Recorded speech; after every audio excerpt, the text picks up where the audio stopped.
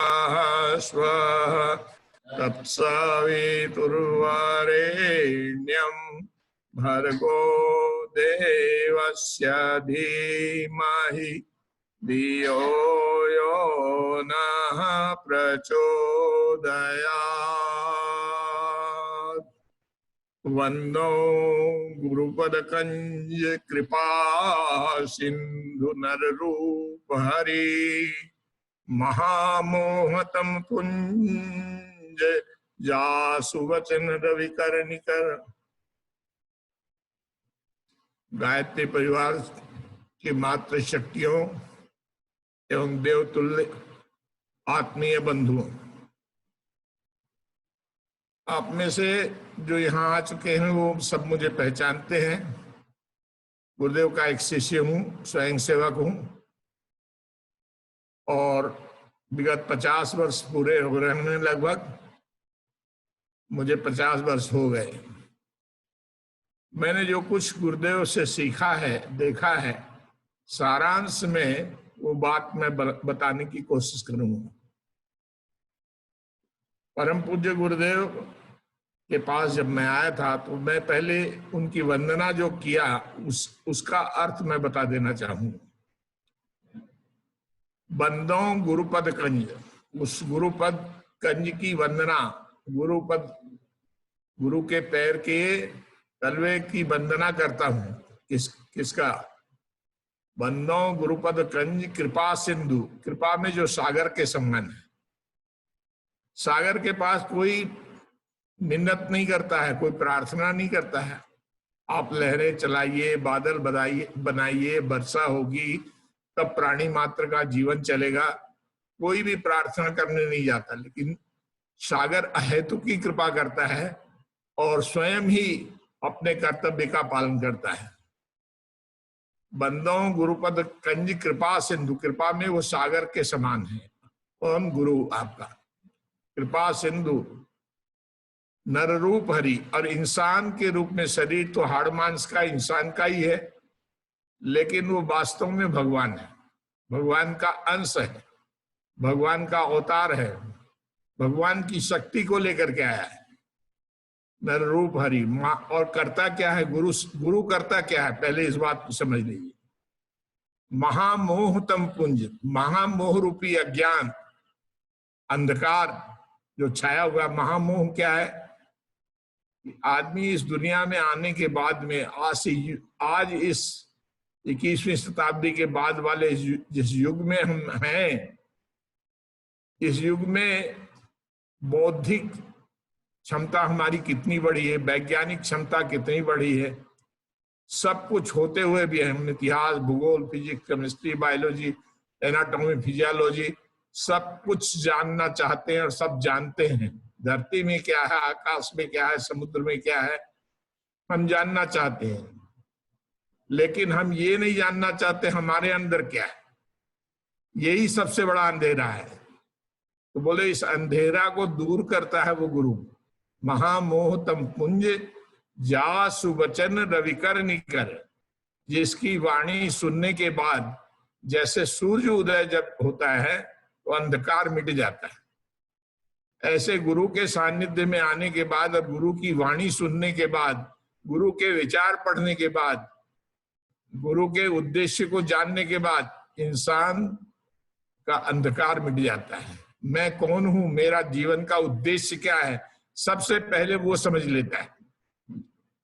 और ये जानना बहुत जरूरी है। सब कुछ जानने की अपेक्षा आपको सबसे पहले ये जानना चाहिए कि हमारे जीवन का उद्देश्य क्या है।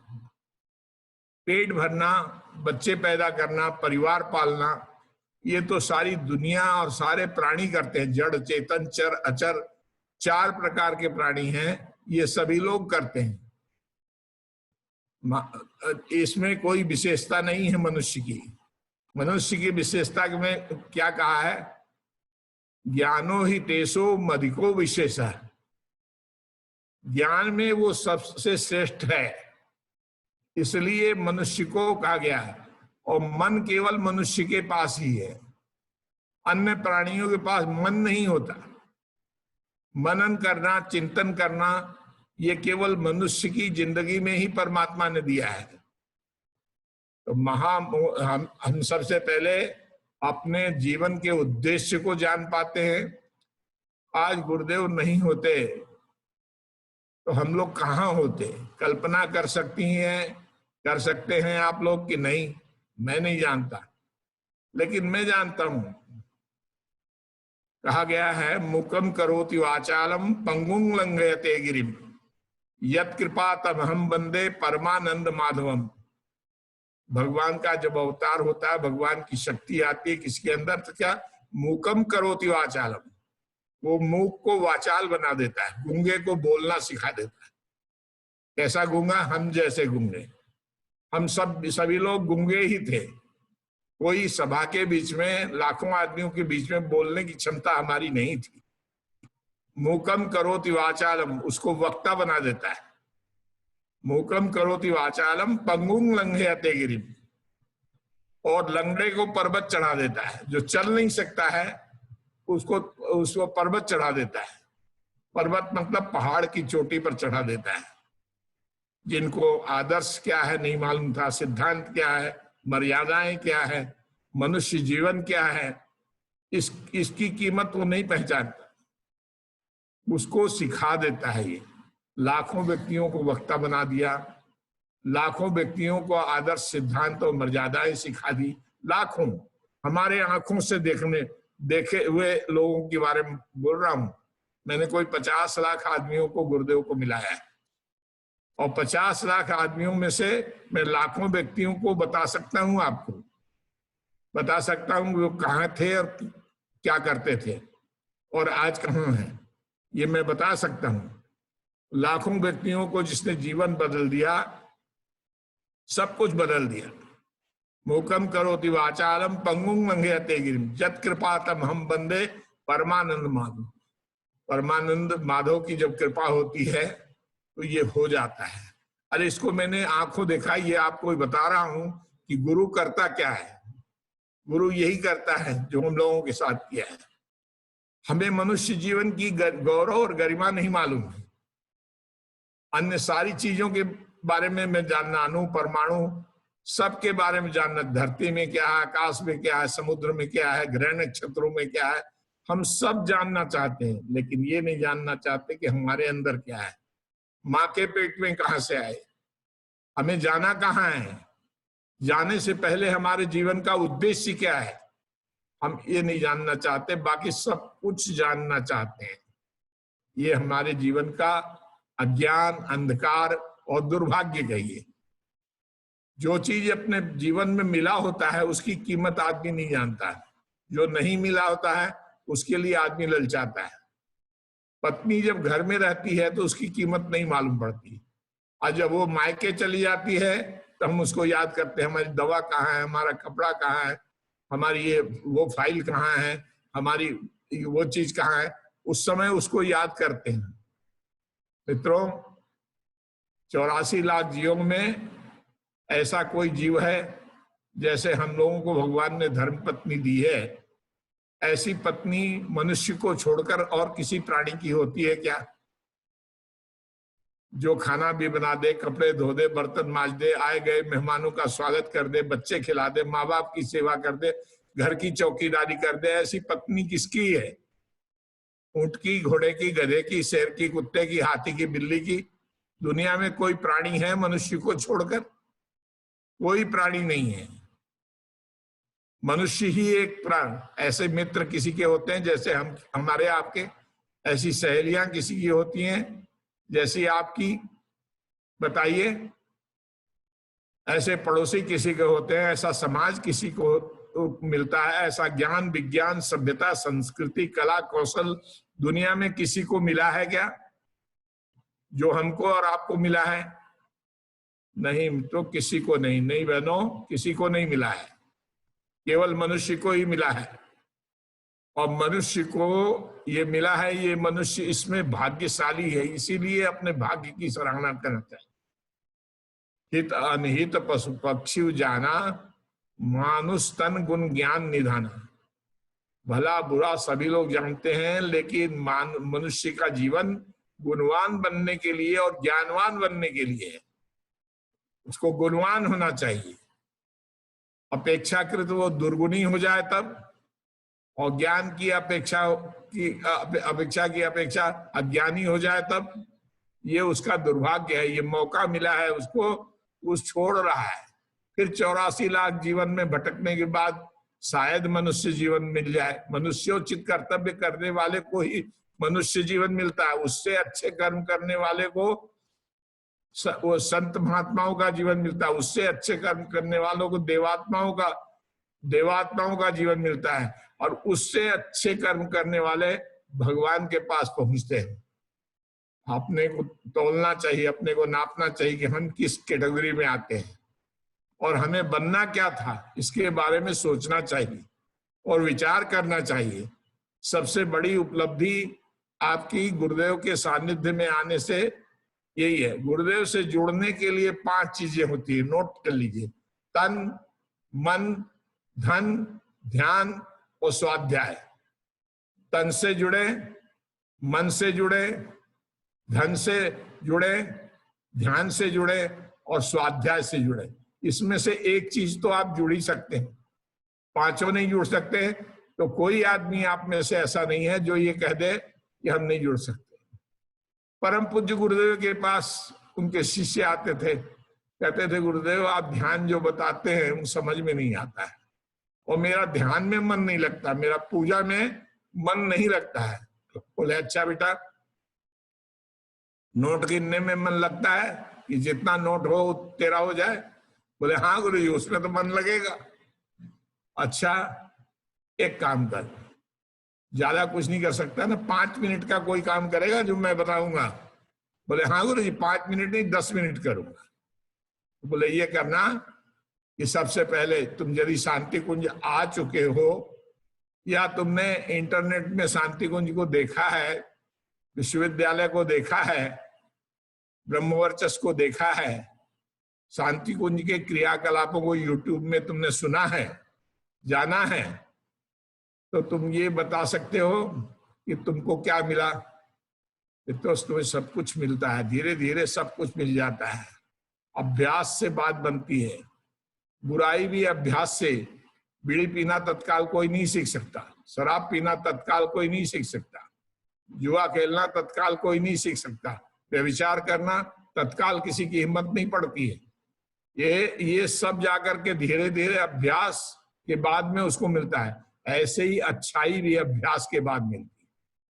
अभ्यास करना पड़ता है और उस अभ्यास के लिए हमको आगे बढ़ना चाहिए। गुरु यही बताता है अभ्यास कहाँ से करें, कहाँ से करें। बच्चे को सिखाते हैं तो क माने कमल, क माने बहुत सारी चीजें बता देते हैं, और घ माने घर, ऐसी बहुत सी चीजें बता देते हैं।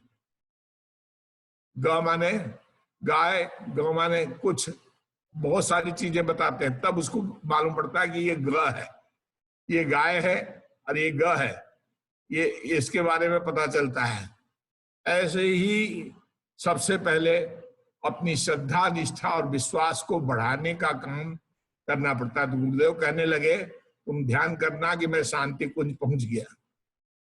शांति कुंज पहुंच गया और हम जा करके नहा धो करके हमने प्रखर प्रज्ञा सजग श्रद्धा का दर्शन किया। गुरुदेव की समाधि बनी हुई है, माता जी की समाधि। माता जी की समाधि जहाँ बनी हुई है, जो गुम्बद है वो श्रद्धा की प्रतिमा है, और गुरुदेव की समाधि जो है वो प्रखर प्रज्ञा और विश्वास की प्रतिमा है। प्रखर प्रज्ञा हमने उनका दर्शन किया। श्रद्धा की शक्ति हमारे अंदर आ रही है, विश्वास की शक्ति हमारे अंदर भर रही है। पहले ये ध्यान करें, और उसके बाद वहां से आप चले अखंड ज्योति का प्रणाम करने के लिए। आपने अखंड ज्योति का प्रणाम किया। परमात्मा ज्योति स्वरूप है, अर्थात प्रकाश स्वरूप है, ज्ञान स्वरूप है, प्रेरणा स्वरूप है। ये इस रूप में प्रकाश का दर्शन करेंगे। प्रकाश, ज्ञान, प्रकाश और प्रेरणा हमारे अंदर गुरुदेव की हमेशा आती रहेगी।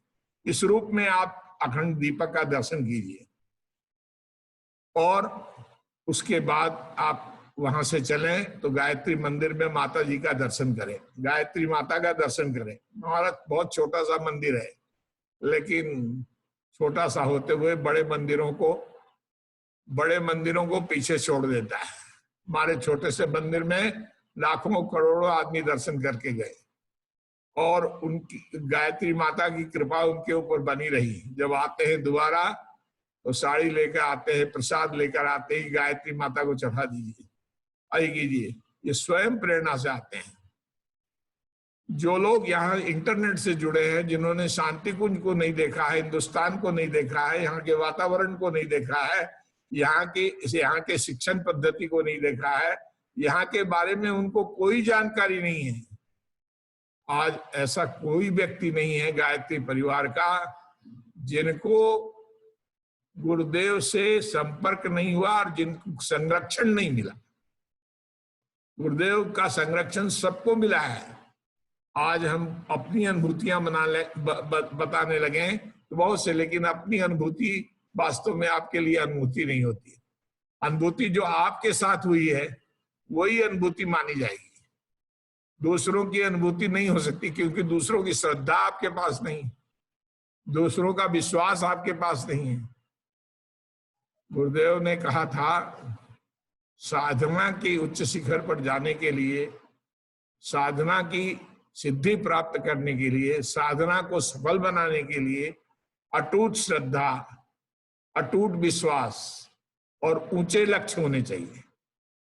क्या होना चाहिए? 3 चीज आपके अंदर आना चाहिए। अटूट श्रद्धा, अटूट विश्वास और लक्ष्य ऊंचे होना चाहिए। ये 3 चीजें जब होगी तब आप इन चीजों को प्राप्त कर सकेंगे। अब अटूट श्रद्धा, अटूट विश्वास कैसे हो? पहले तो आप समझें श्रद्धा क्या है, विश्वास क्या है। गोस्वामी तुलसीदास जी ने रामायण की प्रथम वंदना श्लोक में पूरे रामायण का जिस्ट निकाल करके रख दिया। कहते हैं, भवानी शंकर वंदे। हम उस भवानी शंकर की वंदना करते हैं। बोले कौन से भवानी, कौन से शंकर? वो जो पत्थर की मूर्ति होती है? बोले नहीं, भवानी शंकर वंदे, दोनों की वंदना करते हैं। कौन? श्रद्धा विश्वास रूपिणो, ये द्विवचन है। श्रद्धा विश्वास रूपिणो, जो श्रद्धा के रूप में भवानी है और विश्वास के रूप में शंकर हैं। शंकर माने विश्वास, प्रज्ञा, और भवानी का मतलब श्रद्धा। ये दोनों चीजें, भवानी शंकर, इनकी हम वंदना करते हैं। याभ्याम बिना न पश्यन्ति, इन दोनों के बिना आप देख नहीं सकते। किसको? बोले सिद्धा स्वांतस्थम ईश्वरम, सिद्ध भी अपने अंतस्थल में विराजमान उस परमात्मा का दर्शन नहीं कर सकता। तो श्रद्धा और विश्वास बढ़ाने के लिए क्या करना पड़ता है? सबसे पहले हमें उनसे जुड़ना पड़ता है। मैंने आपको क्या कहा? तन से, मन से, धन से, ध्यान से। आप केवल जुड़ जाइए कि गायत्री माता का दर्शन किया, यज्ञ भगवान यज्ञशाला पहुंचे, हमने यज्ञ किया। यज्ञ माने त्याग, सेक्रीफाइस।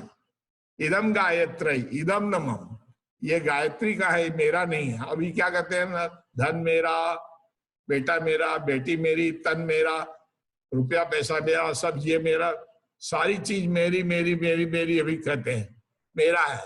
लेकिन वास्तव में क्या है? परमात्मा। आप आए थे तो इन सब चीजों को लेके आए थे क्या? नहीं। और जाएंगे तो क्या लेके जा सकेंगे? सिकंदर की तरह से नहीं लेके जा सकेंगे। खाली हाथ आए थे और खाली हाथ जाएंगे। सबसे पहले ये समझना पड़ेगा हमें कि हम भवानी शंकर वंदे श्रद्धा विश्वास रूपिणो, याभ्याम बिना, इन दोनों के बिना हम नहीं देख सकेंगे। श्रद्धा विश्वास अपना बढ़ाने के लिए न्यूटन का सिद्धांत है, every action opposite equal to reaction. क्रिया की प्रतिक्रिया होती है।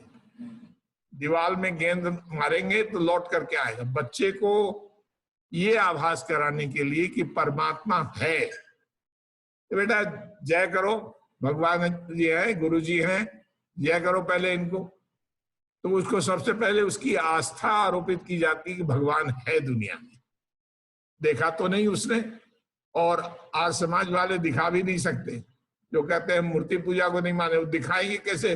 छोटे बच्चे को समझाएंगे कैसे, उसकी आस्था में आरोपित कैसे करेंगे, उसके अंदर संस्कार कैसे डालेंगे, वो नहीं डाल सकते। इसलिए सनातन धर्म में क्या है, भगवान जी लड्डू गोपाल के रूप में हो, चाहे राम जी के हो, कृष्ण जी के रूप में हो, शंकर जी के रूप में हो, समझाते हैं ये भगवान है, गुरु जी के रूप में हो, भगवान है, जय करो, सबसे पहले जय करो, उनको समझाते हैं मित्रों, और वो समझते हैं और धीरे धीरे वो जानने लगे आस्तिकता की परिभाषा क्या है।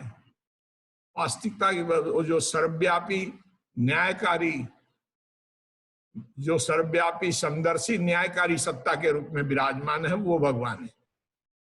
हवा सब जगह है, यहां भी है, पाकिस्तान में भी है, अमेरिका में भी है, ऑस्ट्रेलिया में भी। पानी सभी जगह है, धरती सभी जगह है, आकाश सभी जगह है। तो ये भगवान है। वास्तव में प्रकृति ही परमात्मा है, परमात्मा का दृश्य रूप है, स्थूल रूप। परमात्मा तो बहुत कुछ है, ऐसी ऐसी धरती करोड़ों की संख्या में, आकाश गंगा में कहते हैं ऐसे ऐसे पृथ्वी की तरफ से ग्रह जो है वो करोड़ों की संख्या में है, जो सारी सृष्टि का संचालन करता है, सारी दुनिया के बारे में बताता है, सारी दुनिया की भौतिक आध्यात्मिक संपदा जिसके पास सारी दुनिया का संचालन बताता है, वो परमात्मा है। जो नियंत्रण करता है वो परमात्मा है। तो ये तो हमारे और आप जैसे बड़े लोगों को समझाया जा सकता है, लेकिन बच्चों को समझाने के लिए हम चाहे बूढ़े भले हो गए हों, गुरुदेव कहते थे बूढ़े हो गए जिनका दांत टूट गया, आंख से कम दिखाई पड़ता है, चलने में दिक्कत होती है, वो भी हमारे लिए बच्चे हैं। बच्चा जो है मांगते हुए आता है, पिताजी दीजिए, चाचा जी दीजिए, ताऊ जी दीजिए, भैया जी दीजिए, भाभी जी दीजिए, मांगता। मांगने वाला चाहे बूढ़ा हो वो भी बच्चा है, जो कहता है पिताजी लीजिए, भैया जी लीजिए, भाभी लीजिए, माँ जी लीजिए। जो देना चाहता है वो बच्चा बड़ा हो गया, समझना चाहिए। तो अभी हम लोग किस श्रेणी में हैं, अपना अपना मूल्यांकन करें कि हम लोग किस श्रेणी में, देने की श्रेणी में आए कि लेने वालों में शुमार रहे। हमको देने वालों में शुमार होना चाहिए। सबसे पहले हमें देने वालों में, यज्ञ देना सिखाता है। इदम गायत्री इदम नमः, ये सब गायत्री का है, भगवान का है, ये मेरा नहीं है। जो कुछ है तेरा, तुझको अर्पण क्या लागे मेरा। भगवान तोरियम वस्तु गोविंदम तुभ्यमेवं समर्पयेत्। हे परमात्मा, आपने जो दिया है वो हम दे रहे हैं। गंगा से गंगा जल लेकर गंगा को जलधार चढ़ाई, मैंने तेरी गीता गाई। माता जी गाया करती थी। गंगा जी का पूजन कैसे करते हैं, कभी आप गंगा जी आए हो तो गंगा जी का ही जल लेकर के गंगा जी को चढ़ाते हैं। और क्या चढ़ाएंगे आप, गंगा से गंगा जल लेकर गंगा को। हम जो कुछ देते हैं, समय किसका दिया हुआ है, श्रम की ताकत किसने दी है, अकल किसने दिया है, धन किसने दिया है, ये सब परमात्मा का दिया हुआ है। और उसकी दी हुई चीज हम उसको चढ़ा रहे हैं। गंगा से गंगा जल लेकर गंगा को जलधार चढ़ाई, ये भाव जिस दिन आपका बन जाए उस दिन आपकी पूजा सार्थक हो जाएगी। ये विश्वास दिन जिस दिन जग जाए, अटूट श्रद्धा, अटूट विश्वास और ऊंचे लक्ष्य, अपने लिए भगवान से कभी नहीं मानना चाहिए। सिद्धि जो होती है वो साधक की बेटी होती है। सिद्धि कौन होती है, साधक की बेटी। जैसे अपनी बेटी का उपयोग हम अपने लिए नहीं करते, पढ़ा लिखा कर, योग्य बनाकर, संस्कारवान बनाकर, और उसके लिए वर ढूंढते हैं और कुंवर साहब को कन्यादान के रूप में दे देते हैं। इसी तरह भगवान की शक्ति जो है वो अपने लिए नहीं है। आपको बहुत कुछ दे दिया, मनुष्य जीवन प्राप्त करने के साथ ही आपको सब दे दिया उन्होंने। बाकी कुछ ज्ञान, विज्ञान, सभ्यता, संस्कृति, कला, कौशल, जो कुछ भी आया है ये सब भगवान का दिया हुआ है, ये आपका कुछ नहीं है। आप ऋणी हैं परमात्मा के, और उसको लौटा देंगे तो आप ऋण मुक्त हो जाएंगे। और जब ऋण मुक्त हो जाएंगे तब माया मोह के बंधनों से मुक्त होंगे। और जब माया मोह के बंधनों से मुक्त होंगे तब आप ऊर्ध्वलोक में गमन करेंगे। और आपने माया मोह के बंधनों में ही आप रहे तब तो ऊर्ध्वलोक में नहीं, वो नीचे वाली श्रेणी में आप चले जाएंगे। मनुष्य से जानवर बन जाएंगे, चाहे अमीर से गरीब बन जाएंगे, विद्वान से मूर्ख बन जाएंगे, ऐसे जाकर के, क्योंकि आपने शक्तियों का सदुपयोग नहीं किया। इसलिए जिस लायक आपकी पात्रता है उसमें भगवान भेज देता है। उनके यहाँ ऑटोमेटिक जीवन का ट्रांसफर है, सब कुछ ऑनलाइन अभी हो रहा है ना, ऐसे ही जाकर के सब कुछ भगवान के पास ऑनलाइन है, वो सब कुछ ऐसा कर देते हैं। तो हमें सबसे पहले भगवान को ये समझ कर करना चाहिए, पहले तो भगवान के ऊपर विश्वास हो, श्रद्धा हो और हमारा ऊंचा लक्ष्य हो। आप कुछ मांगिए ना, जब आप दूसरों के लिए कुछ मांगेंगे तो मांगने में कोई शर्म की बात नहीं है। अपने लिए मांगते हैं तो भिक्षा हो जाती है, और भिक्षा साधु की भिक्षा नहीं होती, ब्राह्मण की भिक्षा नहीं होती है, वो के भीख मांगने वाले, भीख मांगने वाले। और भीख मांगने वाले, भीख का पैसा ऐसे नहीं पचता है, तप से पचता है, सेवा से पचता है, श्रद्धा से पचता है। सेवा के 4 फल गुरुदेव ने बताए। सेवा के 4 फल। आप कब सेवक हो गए, यदि उसका मूल्यांकन करना है तो अपने आप को तोलिए। गुरुदेव ने कहा उसके 4 फल मिलने चाहिए तुम्हें, तब तो समझ लो तुम सेवक बने। और ये चारों फल तुम्हें नहीं मिला तो तुम सेवक नहीं हो। गुरुदेव क्या है, तो बोले सेवा से श्रद्धा पैदा होती है, और श्रद्धा से सम्मान पैदा होता है, और सम्मान से सहयोग पैदा होता है, और सहयोग से सफलता मिलती है। आपको श्रद्धा मिली कि नहीं मिली, पहले सम्मान मिला कि नहीं मिला, सहयोग मिला कि नहीं मिला, आप जिस काम के लिए गए थे उसमें सफलता मिली कि नहीं मिली। चारों चीज आपको मिल गई हो और चारों चीज आपके साथ में चल रही हो तो समझना चाहिए आप पक्के स्वयं सेवक। और ये चारों चीजों में कोई कमी रह गई हो तो अपनी ओर देखिएगा, अपनी कमी को देखिएगा कि कहाँ हम इनको नहीं प्राप्त करने में कैसे समर्थ नहीं हुए, और कैसे इसको प्राप्त करने में हम समर्थ होंगे। ये जाकर के अपनी इसमें देखिएगा।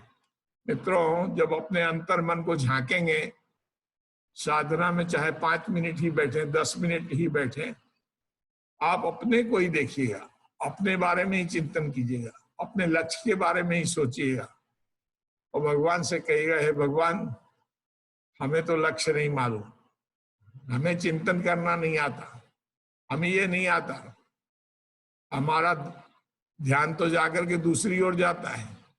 गोस्वामी तुलसीदास जी इतनी उम्र के बाद कहते हैं, कामिन नार प्यार जिमी लोभिन के प्रिय दाम, तिम रघुनाथ निरंतर प्रिय लागहु मैं राम। इतने बड़े संत बोलते हैं कामिन नार प्यार जिमी, कामिनी नारी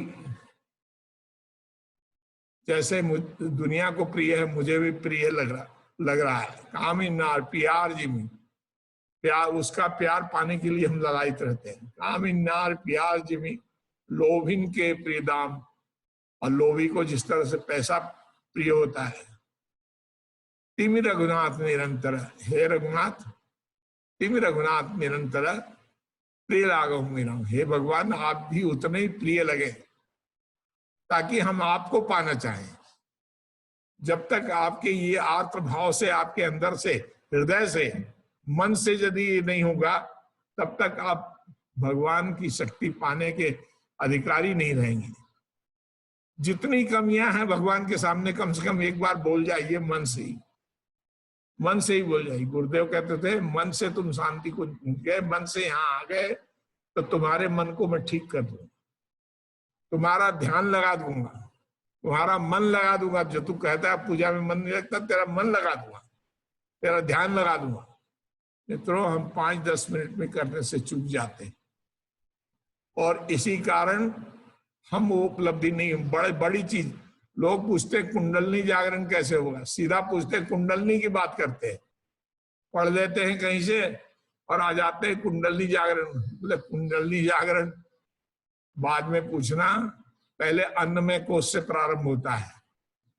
अन्नमय कोश की शुद्धि, खाने में चटर पटर, खाने में उल्टा सीधा खाना खाना, मांस मछली इत्यादि का निरामिष सेवन करना, खाने में जाकर खाने की शुद्धि तो करो, ईमानदारी का अन्न तो खाओ, भगवान को भोग लगाकर प्रसाद रूप में तो खाओ, तब अन्नमय कोश की शुद्धि होगी। और जब अन्नमय कोश की शुद्धि होगी तो तेरा मन शुद्ध होगा। जैसा खावे अन्न वैसा होए मन, तब जाकर मन की शुद्धि होगी। और जब मन की शुद्धि होगी तो अन्नमय कोश शरीर का बताया, अन्नमय कोश बताया, उसका प्राणमय कोश। तो हमारे प्राणमय की सिद्धि होती है, प्राण शक्ति बढ़ जाती है, अच्छे कार्य के लिए हमारी हिम्मत बढ़ जाती है, साहस बढ़ जाती है, त्याग बढ़ जाता है, तब बढ़ जाता है। प्राणमय कोश की शुद्धि होती है। उसकी पहचान यही कि आपकी ये सब बढ़ी कि नहीं बढ़ी, प्राणमय कोश की सिद्धि। और उसके बाद विज्ञानमय कोश की सिद्धि, अंतर जगत की शक्तियां आपके अंदर आने लगती है, विज्ञानमय कोश की सिद्धि होती है। और उसके बाद आनंदमय कोश की सिद्धि होती है। ये है कुंडली जागरण। तो वहां तक पहुंचने के लिए प्रारंभ तो प्राइमरी से करेंगे। आप सीधा पीएचडी करना चाहते हैं, प्राइमरी पास किया नहीं, मिडिल पास किया नहीं, हाई स्कूल पास किया नहीं, कॉलेज पास किया नहीं, आप सीधा पीएचडी करना चाहते हैं, कैसे संभव है? आप कुंडली जागरण की बात बाद में कीजिएगा, पहले उपासना में आपका मन लगने। जब तक माला जपते हैं ध्यान इधर उधर भटकता है, तब तक आपको माला जपना नहीं हुआ। मन भटकता है, माला 5 मिनट कीजिए ना, लेकिन 5 मिनट आपका और आपके भगवान का होना चाहिए। 5 मिनट के भीतर कोई दूसरा नहीं आना चाहिए, कोई टेलीफोन नहीं, कोई चिंता नहीं, कोई बात नहीं। 5 मिनट तो कम से कम आप दीजिए, फिर 10 मिनट कर दीजिएगा, फिर 15 मिनट के। ऑटोमेटिक जो चीज अच्छी लगती है ना, दिमाग अंदर से आता है, ये अच्छी लगी है, थोड़ा और देना। मन जब आपका मांगने लग जाएगा थोड़ा और करना, तो समझना चाहिए कि ध्यान और मन आपका लग रहा है पूजा में। अब पूजा आपकी सफल हो रही है, पूजा की तरफ आप बढ़ रहे हैं, फिर आप ये करना। मित्रों, गुरुदेव ने बड़े सरल सरल उपाय बताए, त्याग करना सिखाया। तो ये नहीं कहा कि तुम जाकर अपने जीवन का सब कुछ दे दो। उन्होंने कहा, हम लोगों के जमाने में आज से 50 साल पहले उन्होंने कहा 10 पैसा रोज दो, 10 पैसा, 10 पैसा रोज दो बेटा। और 10 पैसा जाकर उस समय कितना होता था आपको नहीं मालूम। एक आना नाना जी से हम लेते थे, वो बोलते थे 1 गिलास दूध पिएगा तो 1 आना, 2 गिलास दूध पिएगा तो 2 आना। तो जबरदस्ती हम 2 गिलास पी लेते थे तो 2 आना मिल जाए। क्या करो, स्कूल में जब टिफिन होता है, टिफिन का टाइम होता है 12-1:30 बज जाता है, छुट्टी होती है थोड़ी देर के लिए, तो हम लोग 3-4 मित्र 1 आने में खाते थे।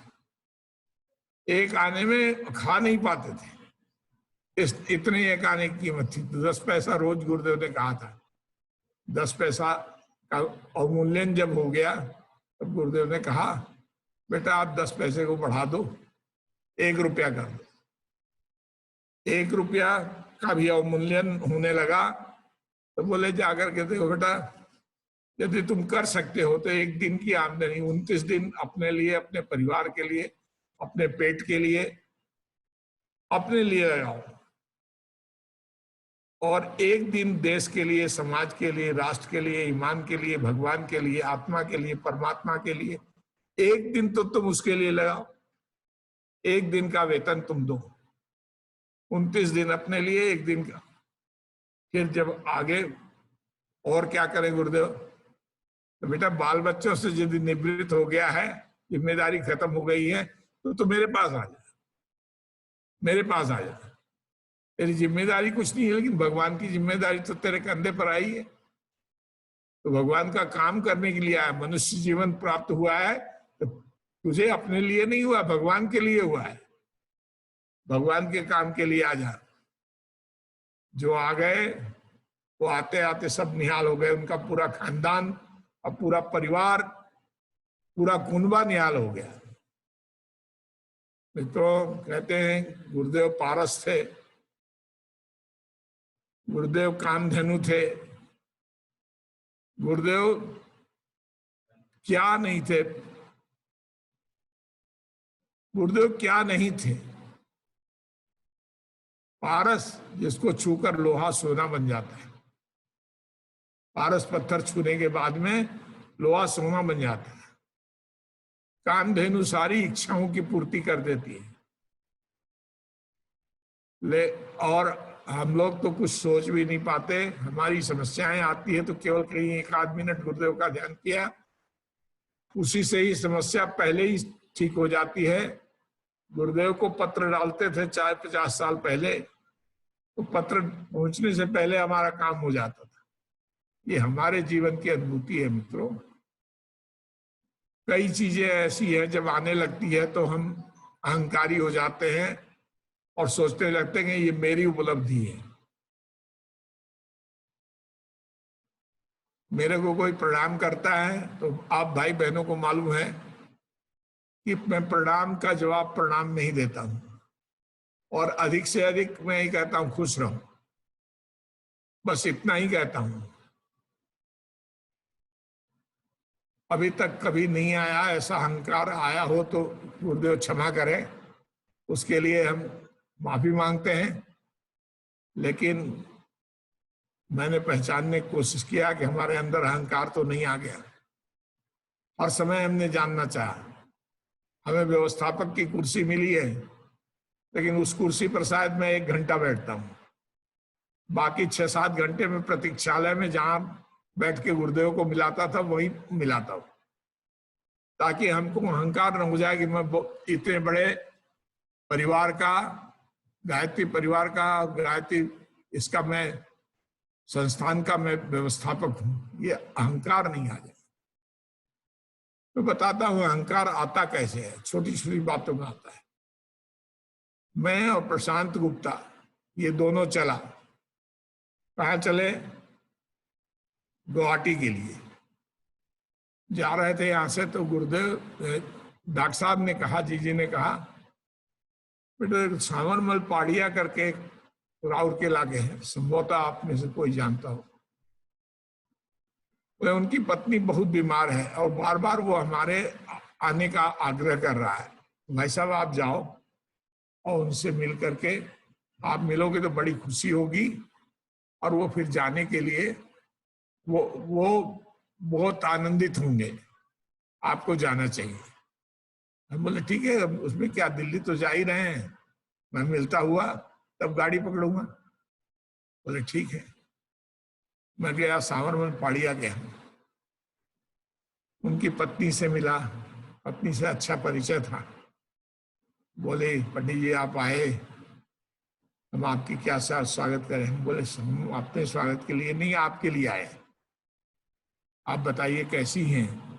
कैंसर से पीड़ित थी, 6 महीने से बहुत तकलीफ था। कही कि अब क्या है भाई साहब, ऐसा ही चल रहा है, लेकिन गुरुदेव खाने पीने जीने लायक बना करके रखे। हम बोले आपकी इच्छा क्या है? बोले अब जैसी इच्छा भगवान की है। बोले ईमानदारी से आप बोल रही हैं कि बेईमानी से? आप ऊपर मन से बोल रही हैं नीचे मन? बोले नहीं, मन तो हमारा कहाँ है, गुरुदेव जैसा चाहे। बोले बहुत अच्छी बात है। मैंने कहा एक काम करो, आप गौदान कराओ सबसे पहले। गौदान मैंने उनके हाथ से कुछ करवाया, गंगा जल तुलसी डाल करके, और सब बेटे बहू, 4 भाई थे, चारों की बहुएं थी, नाती पोते थे, सब ने जा करके गंगा जल तुलसी डाल कर गायत्री मंत्र बोल के मन कहा 1-1 चम्मच सबको पिला, सबको ही पिलाओ। सबने 1-1 चम्मच पिलाया। उससे क्या था, उनको जीवन से आसक्ति हो गई कि लगता है कि मैं जाने वाली हूं। इसलिए सब लोग गंगा जल तो आखिरी में पिलाते हैं ना।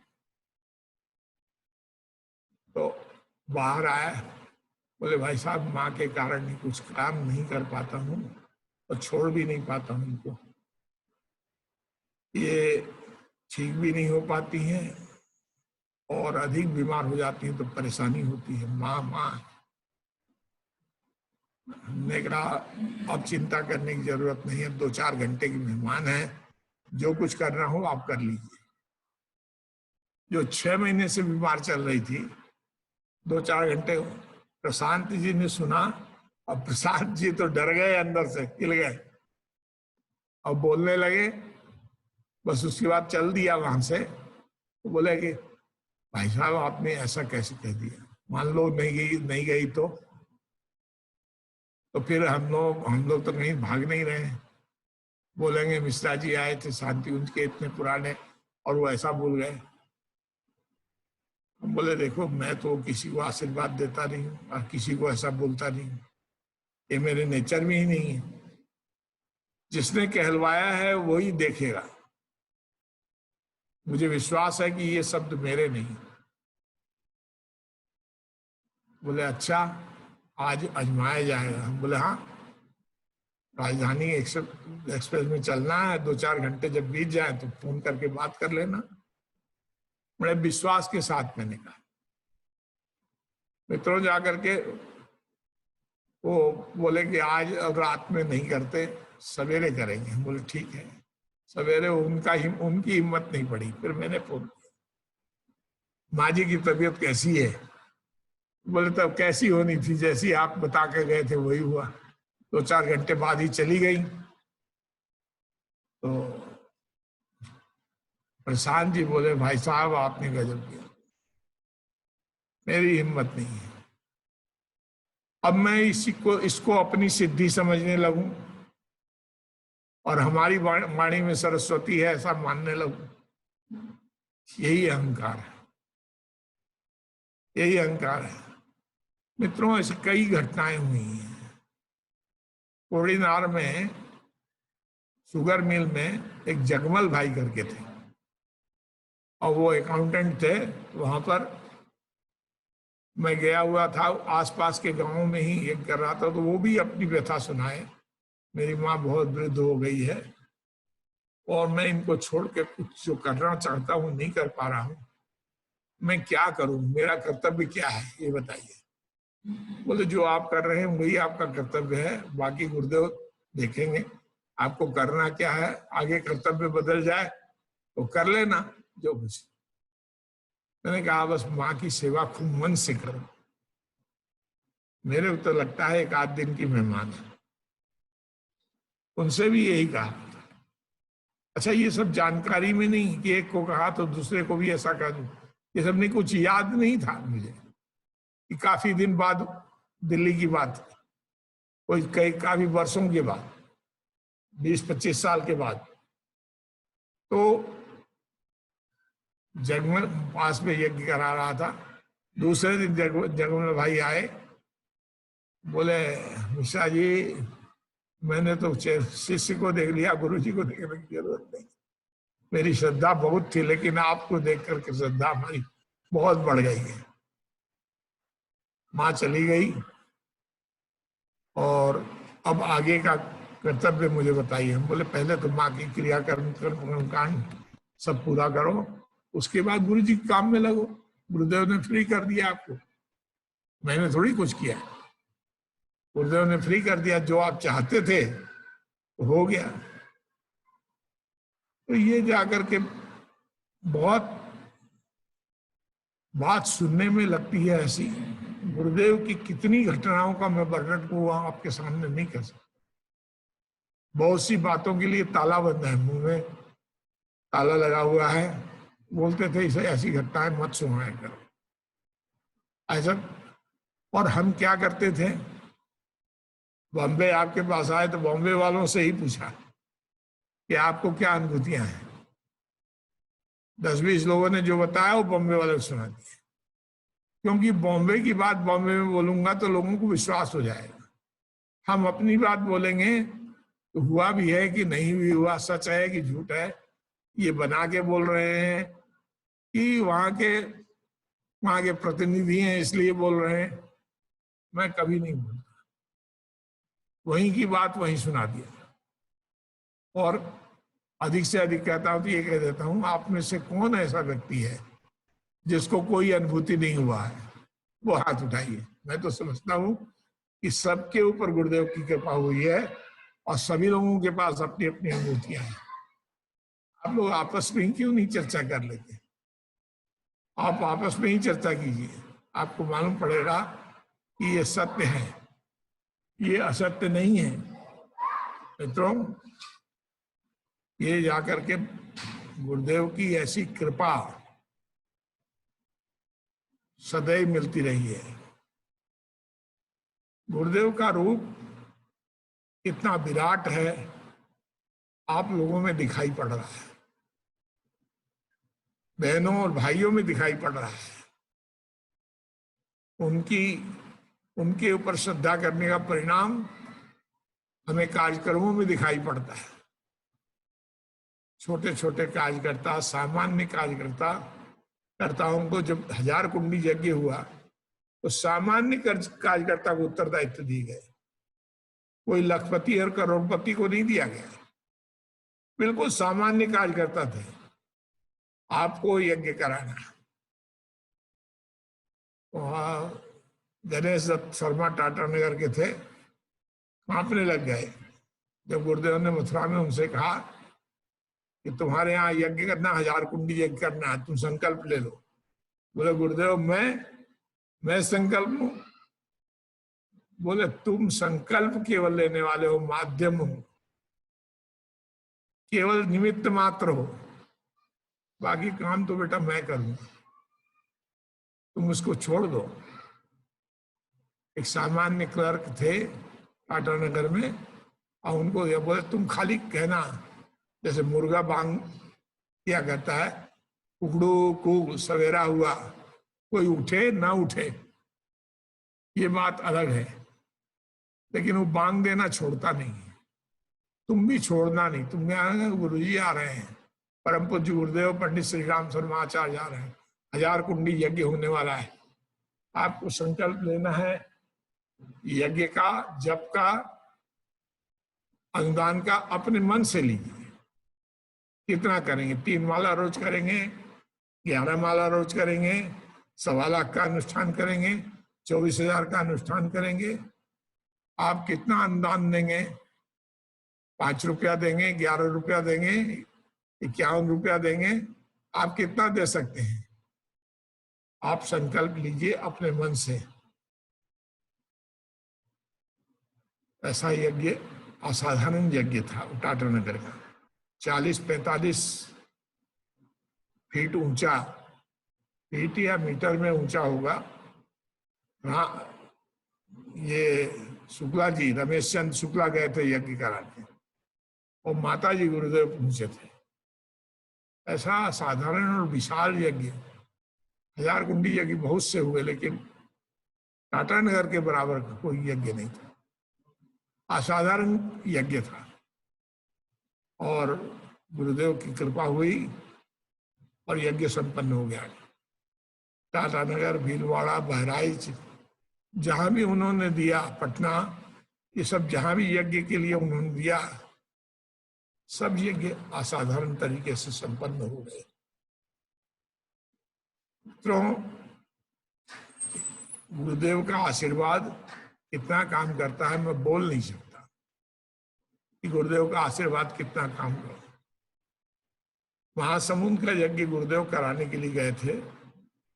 दूसरी बार वो बोल पड़े ज्वाला प्रसाद कि एक बार और आसान ये सहस्त्र कुंडी यज्ञ करना है, गुरुदेव परमिशन दे दीजिए। बोले बेटा मैं तो नहीं पहुंच सकता, और कोई सीनियर कार्यकर्ता भी नहीं पहुंच पाएगा, कैसे करूं? बोले आप किसी को भेज दीजिए जो करा दे। गुरुदेव ने अकेले मेरे भेज, उस समय कोई टोली नहीं होता था, कोई संगीत वाले नहीं, कोई ये नहीं, मेरे को भेज दिया। वहां कुछ देव कन्याएं प्रशिक्षण लेके गई थी भिलाई की, रायपुर की। हमने उनको पकड़ा संगीत के लिए, उनका सहयोग लिया और स्वयं सेवक तैयार किया यज्ञ के लिए, यज्ञ कुंडों को सजाने और बनाने और यज्ञशाला बनाने के लिए भी तैयार किया। शानदार यज्ञ हो गया, कल्पना से बाहर। मतलब गुरुदेव की तरफ से तो नहीं हुआ होगा, लेकिन एक शिष्य के नाते जो होना चाहिए वो ज्यादा ही हो गया, कम नहीं हुआ। बहुत शानदार यज्ञ हुआ। तो कौन करता है? गुरुदेव। आप जो कुछ करना चाहते हैं, गुरुदेव के लिए संकल्प लेना चाहते हैं, गुरुदेव उसको स्वयं क्रियान्वित करते हैं। खाली आपको भेजते हैं श्रेय और सम्मान पाने के लिए।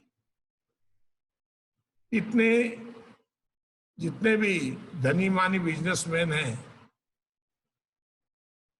गुरुदेव की ऐसी अनुकंपा रही है कि वो सब लोग मेरे माध्यम से पकड़े गए, संपर्क में आए सभी लोग। और वो संपर्क में आने वाले लोग कल क्या थे, आज क्या है, मैं बता सकता हूं, लेकिन उसका बताने का लाभ नहीं है।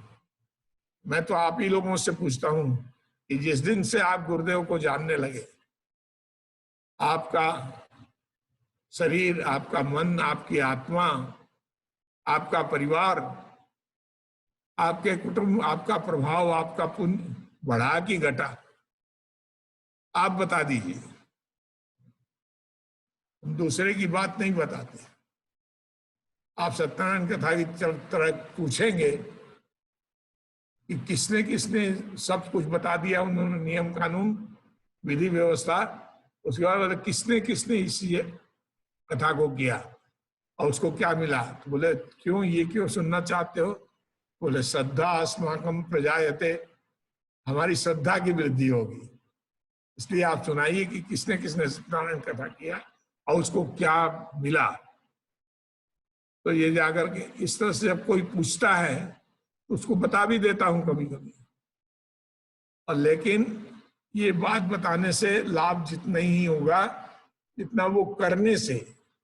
हम तो कहते हैं आप में से कोई भी व्यक्ति किसी भी प्रकार का छोटा से छोटा संकल्प ले, जब आपका पूरा हो जाएगा, उससे ज्यादा हो जाएगा, तो आपका मनोबल बढ़ेगा, बुद्धिबल बढ़ेगा, जनसंपर्क बढ़ेगा, समाज में सम्मान बढ़ेगा, समाज सुधरेगा, व्यक्ति, परिवार और समाज में संस्कार आएंगे और देश सुधरेगा, समाज सुधरेगा, राष्ट्र सुधरेगा, ये दुनिया सुधरेगी।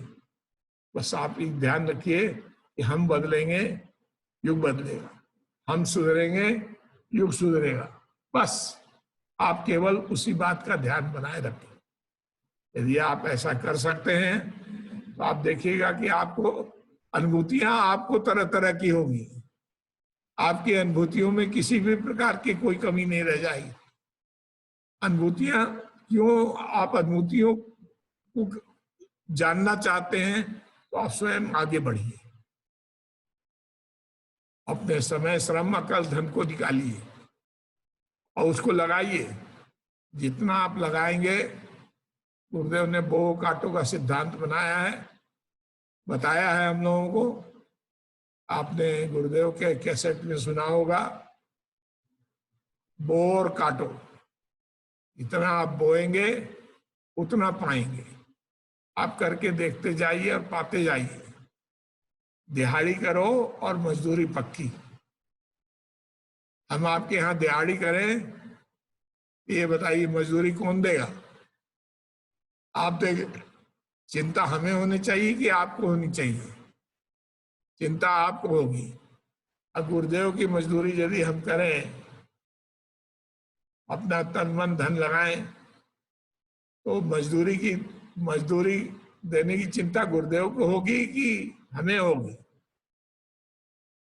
गुरुदेव ज्ञान देंगे, गुरुदेव बुद्धि देंगे, गुरुदेव आपकी प्रतिभा को जागृत करेंगे, गुरुदेव ज्ञान देंगे, सब कुछ गुरुदेव देते हुए चले जाएंगे। जिस लायक होंगे, जितनी आपकी पात्रता होगी, वो मिलती हुई चली जाएगी। गोस्वामी तुलसीदास जी ने एक दोहा कहा है, उसको बोलने के बाद मैं अपनी बात खत्म करूंगा। क्या कहा है?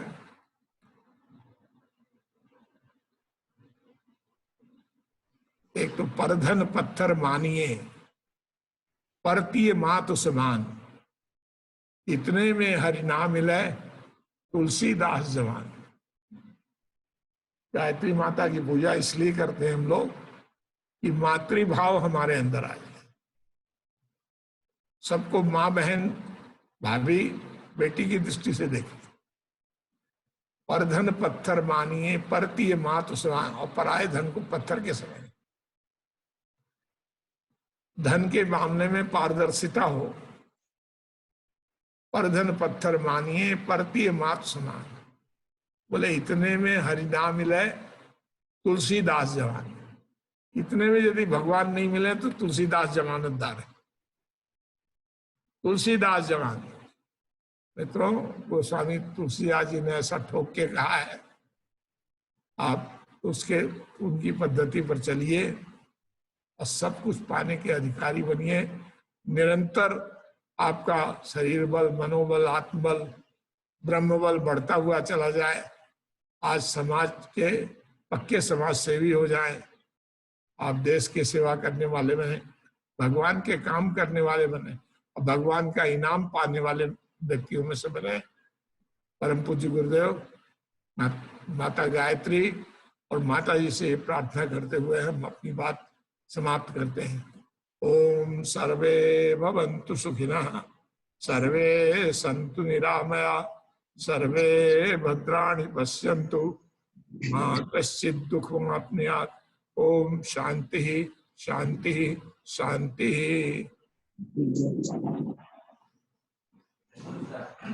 खूब धन्यवाद बाबूजी, आपने हमको आज शांति को सूक्ष्म यात्रा करा दी। गुरु जी की हमारी श्रद्धा को इतना बढ़ा दिया। मैं बाबूजी कुछ लोगों के प्रश्नोत्तरी लेना चाहूंगा आपकी आज्ञा से, कि कुछ लोग, कई परिजन पूरे मुंबई, महाराष्ट्र और देश से जुड़े हुए हैं, आपसे प्रश्नोत्तरी करना चाहते हैं। तो बाबूजी स्टार्ट करें प्रश्नोत्तरी?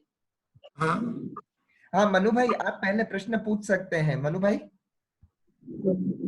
मनु भाई, मनु भाई, मनु भाई आवाज आ रहा है? नहीं। हाँ आप पूछिए, आपका आवाज आ रहा है। हाँ, यहाँ आवाज आ रही है। आवाज आ रही है, आप बोलिए। अरे भाई साहब, मुंबई की तरफ से आपका खूब खूब आभार। हमको जो प्रोत्साहन दिया, हमको शांति कुंज के बारे में आपने बताया, आपका खूब खूब आभार। और आगे प्रश्न का क्रम चालू रखें।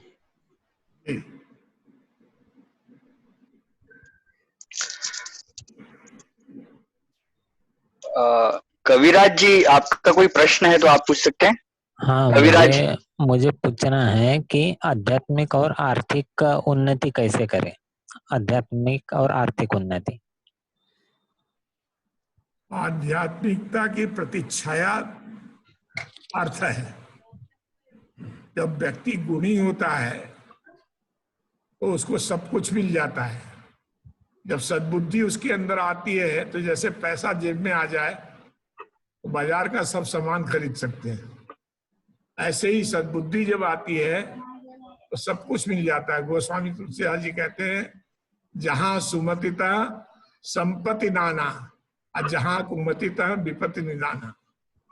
जब सद्बुद्धि आती है तो संपत्तियां, रिद्धि सिद्धि, ये सब कुछ अपने आप आ जाता है। और दुर्बुद्धि आती है तो जो कुछ व्यक्ति के पास होता है वो भी चला जाता है। अगला प्रश्न प्रतिभा मूल्य दीदी पूना से। प्रतिभा मूल्य दीदी, आपको अनम्यूट कर दिया गया है। प्रतिभा मूल्य दीदी, आप अपना प्रश्न पूछिए। हाँ, नमस्ते भाई साहब। आपने जो 4 बातें बहुत अच्छे से बताई कि जैसे सहयोग से सफलता, श्रद्धा से सेवा, श्रद्धा से सेवा और सेवा से सम्मान, सम्मान से सहयोग और सहयोग से सफलता, ये 4 चीजें मिल जाए तो समझ लेना कि आप स्वयं शोक बन गए। ये सचमुच में बहुत अच्छी बात, हमें अच्छी लगी दीदी। आप अपना बहुत ही बढ़िया लगी आपकी ये बातें हमको। गुरुदेव की बात है। और प्रश्न उनके दिए हुए प्रश्न ये है हमारा, हाँ, हाँ, प्रश्न ये है कि अभी ये कोरोना की वजह से लोग घर में बैठे हैं, तो उनको कैसे हम समझाए? जैसे लोग फोन करते हैं कि दीदी क्या करें, बड़े परेशान हैं, तो उनको कैसे समझाए? बहन जी, हमें तो नहीं लगता कि हमारे गायत्री परिवार में जो गायत्री उपासना करने वाले हैं उनकी और कोई ऐसा तकलीफ आया हो। अभी तक देश में, प्रदेश में, विदेश में जितना बड़ा गायत्री परिवार मैं जानता हूं, वहां से कोई दुखद समाचार नहीं मिले। अब गुरुदेव उनकी रक्षा करते हैं जो गुरुदेव से जुड़े हुए हैं। जैसे बिजली का तार जब तक जुड़ा हुआ है तब तक उसमें करंट आती रहेगी, पंखा चलता रहेगा, बिजली जलती रहेगी, रेफ्रिजरेटर काम करता रहेगा। ऐसे ही गुरुदेव की छत्र छाया में वो एकदम ठीक रहेंगे, ऐसा हमें विश्वास है। और आप यही कह सकती हैं, यदि कहीं भूल चूक से किसी को कुछ तकलीफ हो गई है तो उसको आप यही कह सकती हैं कि केवल गुरुदेव का ध्यान करें। आप जितनी देर चिंता करती हैं, वो चिंता करते हैं, वो चिंता को छोड़ दें, केवल गुरुदेव का ध्यान करें, बस। हिमांशु रसीला जी, हिमांशु जी, प्रणाम भाई साहब। हिमांशु जी आपको अनम्यूट किया गया है। हाँ बोलिए भैया, आपका आवाज नहीं आ रहा है। बाबूजी, हमें बोलिए बोलिए, आवाज नहीं आ रही है। हमारे संपर्कों में, हमारे मित्रों में कई पुलिस स्टाफ, कई नर्सिंग स्टाफ जुड़े हुए हैं, कई आईपीएस भी जुड़े हुए हैं हमसे। कभी कभी उनसे हमारी बात होती है, वो 1 महीना 1.5 महीने से उस कोविड-19 के जो अभी चक्र चल रहा है उसकी ड्यूटी में लगे हुए, अपने परिवार से मिल भी नहीं आ रहे। कभी कभी जब फोन करते तो हम लोग भी गमगीन हो जाते हैं उनसे बात करते करते। हम उन्हें कैसी सांत्वना दें कि वो अपने आप में गर्वित महसूस करें और अपने आप में अब मनोबल को मजबूत कर सकें। बेटा, मनोबल को मजबूत करने के लिए मन को कहीं न कहीं शक्ति में, किसी शक्ति के साथ जोड़ना पड़ता है। मन को अच्छाइयों की ओर लगाना पड़ता है और अच्छे काम में तन को लगाना पड़ता है, धन को लगाना पड़ता है। जो आपके पास है, मैंने कहा ना, 5 चीजों में से एक चीज है, नहीं है तो स्वाध्याय को लगाना पड़ता है। उससे उनका समाधान हो जाना चाहिए मेरे ख्याल से। अब तक तो इसी से हुआ है, यही मैं कह सकता हूँ। सुनावने जी अपना प्रश्न पूछिए। सुनावने जी नासिक से अपना प्रश्न पूछिए। सुनावने जी। बाबूजी प्रणाम। हाँ प्रणाम बाबूजी। हाँ, बेसिकली मेरा प्रश्न ये था कि अभी कोरोना से हम सब जूझ रहे हैं और कोरोना के डर के कारण लोग घर पे भी बैठे हैं, पर अभी आने वाले समय में कोरोना से आगे वाली जो चैलेंजेस आने वाली है वो फाइनेंशियल सिचुएशन और वर्स्ट हो रही है। तो लोग कोरोना का डर कम होके लोग फाइनेंशियल सिचुएशन फेस करने के लिए आगे बढ़ रहे हैं। और अभी जैसे कि एनालिसिस बता रहे हैं कि अभी मई और जून में आगे जाके कोरोना और फोर्स से अटैक करेगा। अगर ह्यूमन बींग्स अगर मार्केट में आएंगे और खुले में ऐसे अगर बिहेव करेंगे तो ये होगा कि कोरोना का मतलब प्रेशर कम होगा और फाइनेंशियल सिचुएशन का बर्डन आगे जाते हुए आदमी उसी तरफ और भी अटकते जाएंगे। सो ये डेडलॉक किस तरीके से मतलब हम सॉल्व कर सकते हैं? बेटा, एक बात है, फाइनेंशियल आप जन्म से आप आर्थिक रूप से संपन्न व्यक्तियों में से तो नहीं थे जन्म से। आपने ही उसको बढ़ाया है और फिर आप बढ़ा लेंगे, इस विश्वास के साथ आपको ये होना चाहिए। कोरोना अपनी जगह है, जो दुनिया का होगा वो मेरा भी होगा। बम गिरेगा तो अच्छे आदमी भी मरेंगे और बुरे आदमी भी मरेंगे। वो बम जो है वो अच्छे आदमी को छोड़ेगा नहीं। हमें सबसे पहले अपनी डिसिप्लिन का पालन करना चाहिए, जो बताया जा रहा है वैज्ञानिकों के द्वारा, डॉक्टर के द्वारा, उसका पालन करना चाहिए। हमें अपना कर्तव्य करना चाहिए। इससे भगवान को क्या करना है वो स्वयं करेंगे। ये सब ठीक हो जाएगा। धैर्य की जरूरत है, साहस की जरूरत है, वो परमात्मा की प्रेरणा उनको मिले, यही प्रार्थना कर सकते हैं और यही कह सकते हैं। इसके अलावे तो कुछ नहीं है। बाबू जी, एक प्रश्न आया है कि अभी जैसा ये परिवर्तन चल रहा है 2020 से लेके 2026 तक का काफी परिवर्तन, तो ये परिवर्तन के काल में क्या परिवर्तन आ सकते हैं और एज ए गायत्री साधक हमको क्या क्या चीजें करनी चाहिए अपने को सुदृढ़ अपने को तैयार करने के लिए इस काल में? तैयार करने के लिए बेटा अखंड ज्योति पढ़ो, युग निर्माण पढ़ो, प्रज्ञा अभियान पढ़ो, मार्गदर्शन उसमें काफी दिया जा रहा है। आप वही करें जो आप कर सकते हैं, जो आपके योग्य है उस काम को करें, शेष काम छोड़ दें, और की चिंता आप ना करें। हम बदलेंगे, युग बदलेगा, हम सुधरेंगे, युग सुधरेगा, बस इस पर विश्वास रखिए। अजय जी अपना प्रश्न पूछे। अजय जी आपको अनम्यूट कर दिया गया है। क्या बाबू जी उनका प्रश्न है, क्या संकल्प पूरा होने में इच्छा के अलावा और कोई शक्ति काम करती है? कर्म काम करता है, इच्छा से ज्यादा कर्म काम करता है। हम इच्छा तो बहुत कुछ करते हैं, शेख चिल्ली की तरह ख्वाब देखते हैं, अंडा आएगा तो उससे उस मुर्गी पैदा होगी, मुर्गी से कई मुर्गियां होंगी, उससे हम बकरियां खरीदेंगे, फिर गाय खरीदेंगे, अंडा गया टूट, सपना गया छूट। गुरुदेव कहते थे संकल्प वो लेना चाहिए, और जो संकल्प अधूरे नहीं होते, ख्वाब कभी पूरे नहीं होते। हमारी इच्छा संकल्प में होनी चाहिए, ख्वाब नहीं होना चाहिए, बस इस बात का ध्यान रखें। रामकिशोर जी आपका प्रश्न है। रामकिशोर वैद जी। हाँ प्रणाम भाई साहब। हेलो, बोलिए। हेलो साहब, ये कहते हैं कि कोई लोग ऐसे कहते हैं कि भागो मत, भाग्य नहीं बदलेगा, और जो भाग्य में लिखा है वो चल के आएगा, और जो भाग्य में नहीं लिखा है वो आके भी चला जाएगा, तो इसका क्या अर्थ समझे? एक बात बताइए कि कर्म से भाग्य बनता है कि भाग्य से कर्म बनता है? कर्म से भाग्य बनता है। जो आपने दाल चावल लाए हैं तो खिचड़ी बनेगी, आटा घी लाए हैं तो पराठा बनेगा। जो आपने कर्म किया है वही होगा, और कर्म नहीं किया है वो तो आपको भाग्य में आएगा नहीं। आपके कर्म ही कर्म जो है वो भाग्य का पिता है, भाग्य का बेटा नहीं है। इसलिए उत्तम कर्म करने का प्रयास करना चाहिए, भाग्य की ओर ध्यान देना आपका काम नहीं है, वो तो ऑटोमेटिक बनता है। मुकेश मालवीय जी अपना प्रश्न पूछे, नागपुर से मुकेश मालवीय जी। मुकेश मालवीय जी, हाँ प्रश्न पूछिए।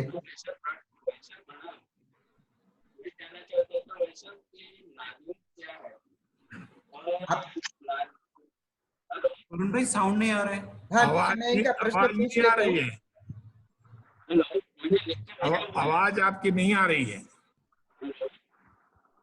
इनका प्रश्न है, बाबूजी ये नादयोग क्यों करवाते हैं गुरुजी, और उसमें बांसुरी, शिव कृष्ण की बांसुरी और शिव का डमरू का क्या तात्पर्य है, और ये शांति कुंज में नियमित क्यों होता है? बाकी कोई कार्य करते वक्त शांति कुंज बंद नहीं होता है, सिर्फ नादयोग करते वक्त क्यों बंद होता है, और इसका सिग्निफिकेंस क्या है? गुरुजी ने ऐसा क्यों किया? नादयोग बंद कहाँ हुआ? नहीं, वो ऐसा पूछ रहे हैं, नादयोग करते वक्त शांति कुंज के गेट बंद हो जाते हैं हमेशा, कि नादयोग को इतना महत्व क्यों दिया है, और उसमें ये कृष्ण की बांसुरी, डमरू, और ये क्या है? डिस्टर्ब कोई न करे बेटा, डिस्टर्ब करने से तो गड़बड़ हो जाए ना, वातावरण खराब होगा। डिस्टर्ब करने के लिए लोग इधर आ रहे हैं, जा रहे हैं, एक आदमी साधना कर रहा है। सामान्य रूप से साधना में सबका मन लगता ही नहीं है, 99% आदमी को नहीं लगता, और उसको मन लगाने के लिए जो हम कर्म कर रहे हैं उसमें व्यवधान उत्पन्न हो तो फिर मन तो कभी नहीं लगेगा, इसलिए बंद कर दिया जाता है। बाबू जी प्रश्न आया है कि हम घर पे सब साधना ये सब करते हैं, लेकिन हमको शांति कुंज अपने घर को बनाना है, उस तरह की फीलिंग लाना है, तो क्या क्या करें? गायत्री और यज्ञ दो ही है। गायत्री जो है अपनी माता के समान मानो, और यज्ञ पिता है, ये सब कुछ दे देगी, इससे ही आपको मिल जाएगा। यज्ञ माने देव पूजन, दान और संगतिकरण। यज्ञ के 3 अर्थ होते हैं बेटा। यज्ञ जो करने वाला है उसको देव पूजन, अपने से बड़ों का सम्मान करना आ जाएगा। भगवान को प्रणाम करते करते अपने माता पिता, दादी दादा को प्रणाम करने लगेगा, अपने से बड़ों को सम्मान देने लगेगा। तो सम्मान जिसको देगा उसका सहयोग भी मिलेगा, उसका प्यार भी मिलेगा। सम्मान देने पर सहयोग मिलता है। सम्मान बाजार में नहीं खरीदा जाता, सम्मान देने से सहयोग मिलता है। तो ये काम में से गायत्री ज्ञान की प्रतिमा है। ज्ञान को जब कर्म में नियोजित करेंगे तो ज्ञान प्रैक्टिकल हो जाएगा और वो ज्ञान आपका बढ़ता हुआ चला जाएगा। ज्ञान बढ़ जाए और कर्म हमारा त्याग में हो जाए, हम सब मिलजुल करके, संगतिकरण माने मिलजुल कर, जब मनुष्य ने अपने से बड़ों का सम्मान सीखा, जब वो त्याग करना सीखा, जब मिलजुल कर रहना सीखा, उसी दिन परिवार बना, उसी व्यक्ति से परिवार बना, परिवार से समाज बना, समाज से गांव बना, शहर बना, देश बना, राष्ट्र बना, ज्ञान बना, विज्ञान बना, सभ्यता बनी, संस्कृति बनी, कला बना, कौशल बना। ये सब उसी से निर्माण हुआ है। इसलिए आप 2 चीजों को याद रखें, दोनों चीजों की उपासना आप नियमित करें तो आपको सब कुछ मिल जाएगा, ऐसा हमारा विश्वास है। बाबूजी, एक प्रश्न ऐसा आया है कि सप्त ऋषियों की गुरुजी ने स्थापना शांति कुंज में की है, उसका महत्व क्या है? और उनकी मूर्तियों के आगे कांच लगा दिए हैं, मीन्स ग्लास लगा दिया है, ऐसा क्यों किया है? और ये सप्त ऋषि की स्थापना क्यों किए हैं ऐसा? बेटा वो भोलेनाथ नहीं है, एक एक लोटा जल लाओ और डालते जाओ, ओम नमः शिवाय कहते जाओ। मूर्तियां कैसी होनी चाहिए? भगवान कैसा है? सत्यम शिवम सुंदरम, सत्य है, शिव है और सुंदर है। गायत्री माता को रोज जल चढ़ाने लगेंगे तो उनके श्रृंगार का क्या होगा? भगवान सत्य भी होना चाहिए, सुंदर भी होना चाहिए और कल्याणकारी भी होना चाहिए। तो वो देखने के लिए है, वो तो आपको बताने के लिए है केवल, लेकिन बाद में महसूस जो होना है वो जल चढ़ा के नहीं होगा, चंदन चढ़ा के नहीं होगा। चंदन भी लोग नहीं चढ़ाते, उंगली में चंदन ले लेते हैं और ऐसे छींट देते हैं, नाक में, आंख में, मुंह में सब समा जाता है। अन्य जगहों में जाइए ना, मूर्तियों का क्या हाल है आप देखेंगे। तो भगवान की मूर्ति जो है आकर्षक होनी चाहिए, जिसके सामने खड़े हों तो आपका मन लग जाए, ध्यान लग जाए, आपका मन करे 2 मिनट से 4 मिनट रहने के लिए। इसलिए कांच लगा कर रखा गया। गायत्री माता के अंदर भी नहीं जाने दिया जाता, वहां भी नहीं जाने दिया जाता, इसलिए रखा गया। बाबूजी, एक प्रश्न ये है लास्ट में कि गुरुजी हमेशा कहते हैं कि आप अखंड दीपक का दर्शन कर लिया, शांति कुंज का दर्शन कर लिया, अखंड दीपक का क्या महत्व है? और अखंड दीपक का मानसिक ध्यान और रोज शांति कुंज में दर्शन करने का क्या सिग्निफिकेंस है, ऐसा पूछ रहे हैं। अखंड दीपक प्रकाश का प्रतीक है, जो मैंने अभी बताया। प्रकाश, ज्ञान, प्रेरणा, शक्ति, ये सबका प्रतीक अखंड दीपक है। अखंड दीपक में ही गुरुदेव क्षमा गए। जब उन्होंने शरीर छोड़ा तो अखंड दीपक को ही कहा कि अखंड दीपक में हम लोग विद्यमान रहेंगे और प्रखर प्रज्ञा सजस विद्यमान रहेंगे। जो दिन में आए वो अखंड दीपक का दर्शन करें, जो रात में आए वो प्रखर प्रज्ञा सजस श्रद्धा का दर्शन 12 बजे रात भी करें। हमारा मंदिर हमेशा खुला हुआ है, हमारी शक्ति हमेशा बिखरी हुई है, सबको मिलेगी। यहाँ के वातावरण से ही सब कुछ मिल जाता है, इसलिए ऐसा। खूब खूब धन्यवाद बाबूजी, आपने हमारे सारे प्रश्नों का जवाब दिया, सारे परिजनों की जो शंका समाधान किए, और आज हमको आपने इतना ज्ञान देके गुरुजी की प्राण चेतना को हम तक पहुंचाया, शांति कुंज को हमारे घर तक पहुंचाया, गुरुजी माता जी के दिव्य अनुभव हमको कराए और हम सबकी श्रद्धा समर्थन किया। मैंने कुछ नहीं किया, जो कुछ गुरुदेव ने दिया था वही आपको दिया मैंने, और मैंने कुछ नहीं किया। धन्यवाद बाबूजी। उनका पोस्टमैन जिस तरह से पोस्ट को पहुंचा देता है, ऐसा ही हम उनके पोस्ट को आप तक पहुंचा दिए। धन्यवाद। धन्यवाद। प्रणाम बाबूजी, चरण स्पर्श हम सब की ओर से। खुश रहो बेटा, सब लोग खुशी रहो, भगवान सबको सुखी रखे। सभी परिजनों से नम्र निवेदन है कि कल हम 4 से 6 यज्ञ चिकित्सा और सूक्ष्म यज्ञ पद्धति, नैनो यज्ञ पद्धति का घर पे कैसे हम यूज कर सकते हैं, यज्ञ चिकित्सा क्या है, उसके क्या लाभ है, और नैनो और सूक्ष्म यज्ञ क्या है, उसको हम घर पे कैसे कर सकते हैं। तो कल शांति कुंज के वीरल पटेल भैया यज्ञ चिकित्सा क्या है, उसके लाभ क्या है, और नैनो यज्ञ पद्धति क्या है, वो हमारे प्राणेश मीनाक्षी भैया हमको बताएंगे, और कैसे हम नैनो यज्ञ या सूक्ष्म यज्ञ हम कैसे घर पे रोज अपने जीवन में अपना सकते हैं, सूक्ष्म यज्ञ पद्धति वो कैसे कर सकते हैं। कल उसका 4 से 6 है, 4 से 4:45 वीरल पटेल भैया का यज्ञ चिकित्सा पद्धति, 4:45 से 5:30 नैनो सूक्ष्म यज्ञ पद्धति को हम अपने जीवन में कैसे क्रियाकलाप में नित्य अपना सकते हैं, प्राणेश मीनाक्षी भैया का, और 5:30 से 6 आपके सारी शंका समाधान होंगे। तो कल आप 4 से 6, कल गुरुवार को 4 से 6 यज्ञ चिकित्सा एवं नैनो यज्ञ पद्धति के लिए कल आप हमारे साथ अवश्य जुड़े।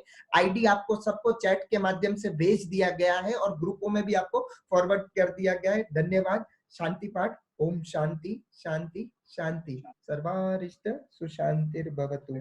सबको प्रणाम, सबके मंगल की कामना।